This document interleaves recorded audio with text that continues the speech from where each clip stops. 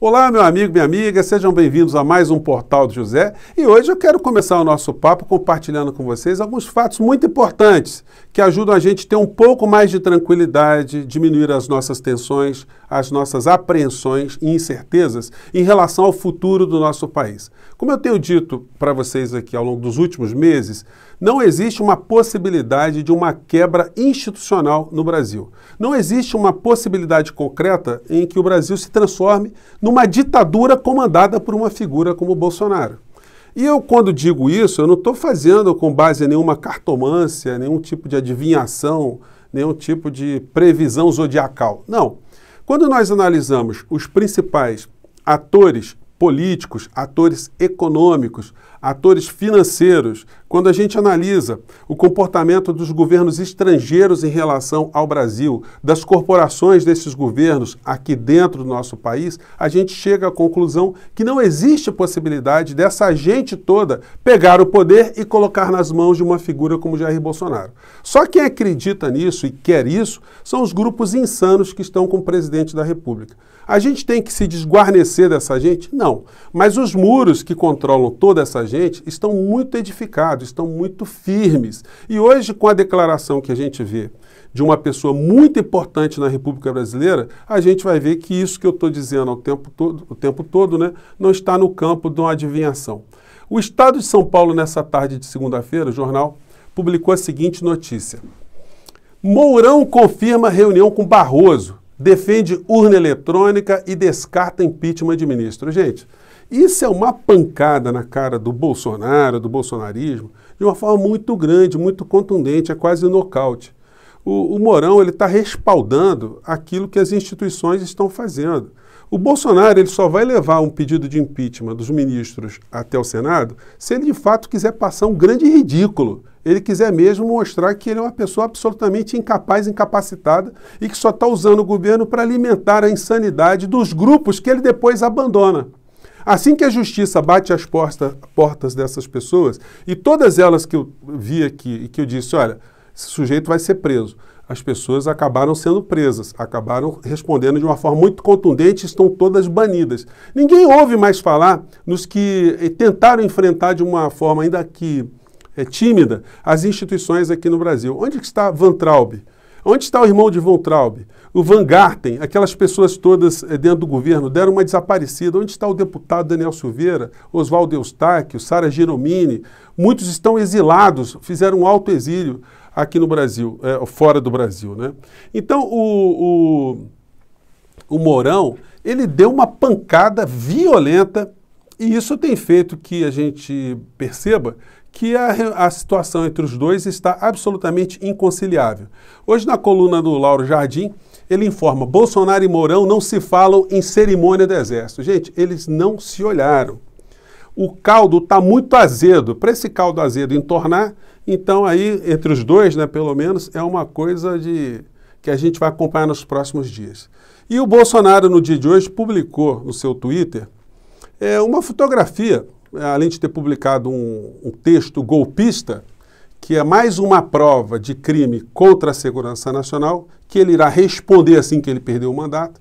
Ele fez mais uma agressão velada ao Mourão. Obviamente o Bolsonaro não faz isso, é coisa dos filhos dele, mas enfim, é a curriola toda atuando dentro da insanidade, querendo perturbar a nossa paz, né? São as moscas querendo pular, mergulharem na nossa sopa, ou nadarem na nossa sopa. Então ele publicou aqui a foto dele, Bolsonaro, comandante supremo das Forças Armadas, né? Dando um recadinho bem subjetivo.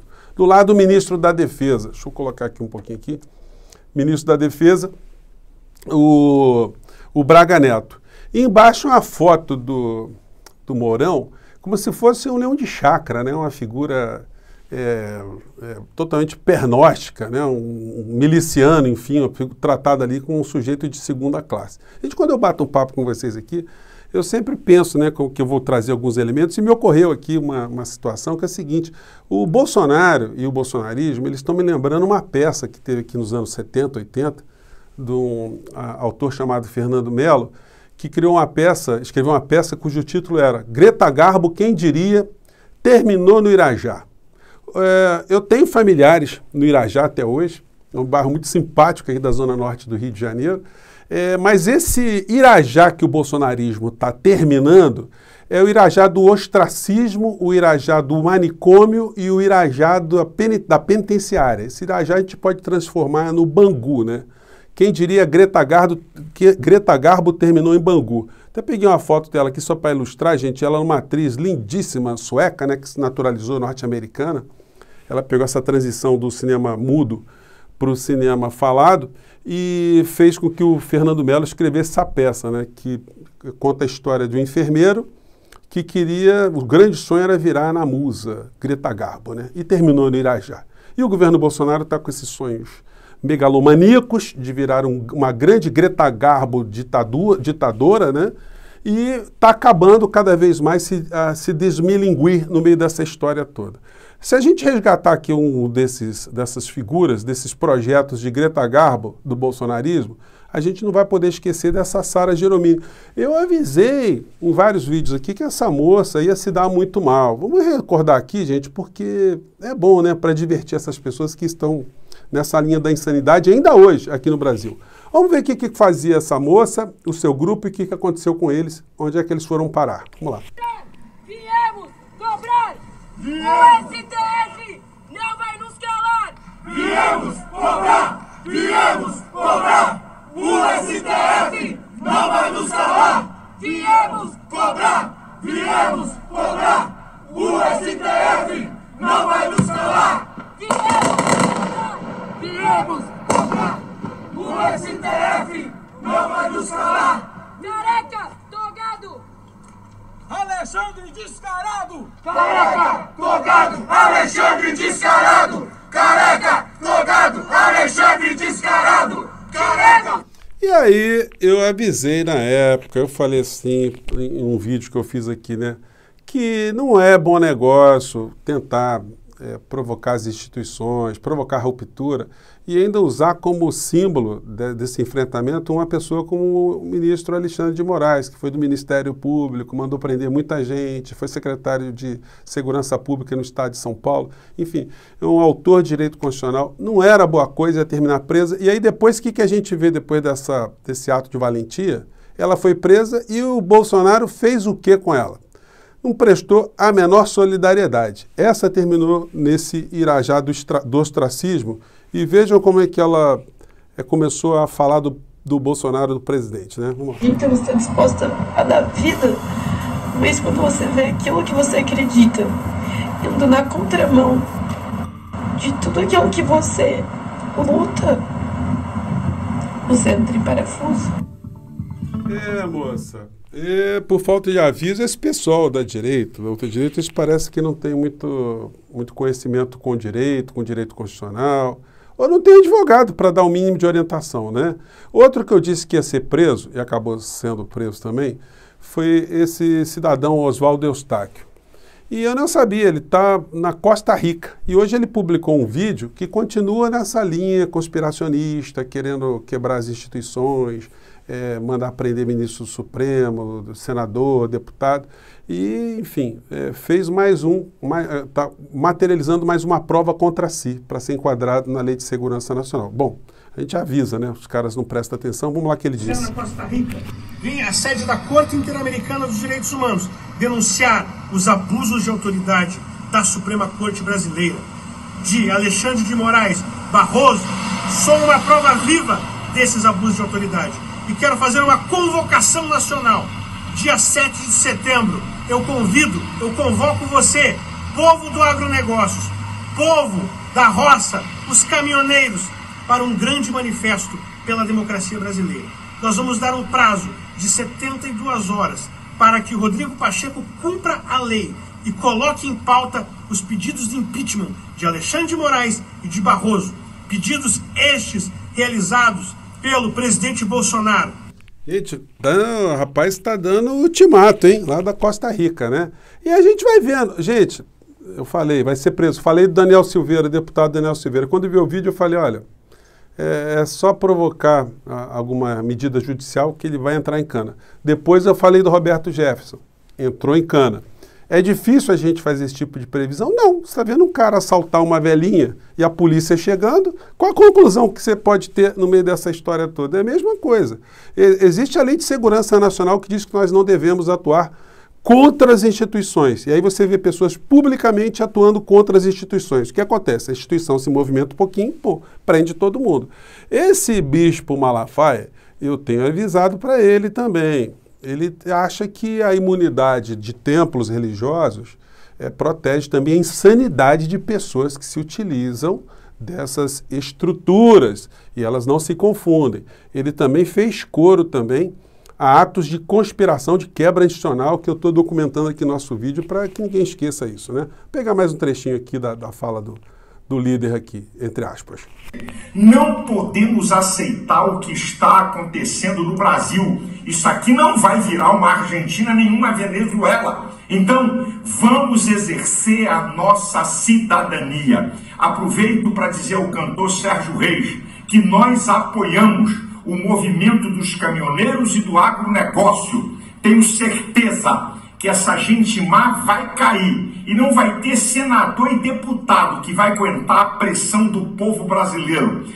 Olha, é o seguinte, é impressionante como é que se mistura a coisa toda. Depois os caras entram pelo cano, aí diz que o Brasil não é um país democrático. Eles acham que democracia é você transformar o Brasil numa grande casa da mãe Joana, né? Então não é por aí que as coisas tocam. Essa gente ainda está se garantindo, porque nós temos um presidente insano que ainda controla muitas coisas no nosso país, mas a casa dessa gente está